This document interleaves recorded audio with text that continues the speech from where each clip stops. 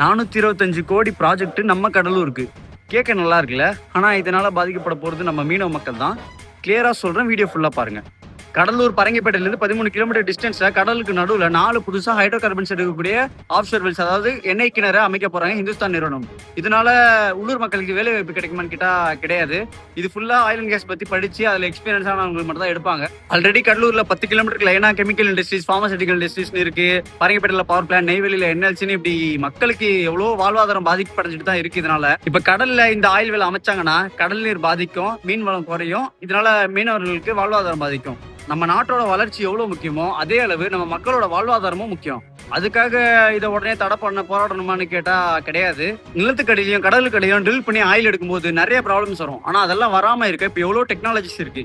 அதெல்லாம் மற்ற கண்ட்ரிஸ் ப்ராப்பரா பண்றாங்க. ஆனா நம்ம இந்தியா அப்படி பண்றாங்களான்னு கேட்டா கேள்விக்குறிதான். உதாரணத்துக்கு கடலுக்கடியில ட்ரில் பண்ணி ஆயில் எடுக்கும்போது வெளியே வர ட்ரில்லிங் மட்டும் சொல்லக்கூடிய ஒரு ரசாயன கழிவை ப்ராப்பரா அதை சுத்தம் பண்ணி வெளியே விடணும்.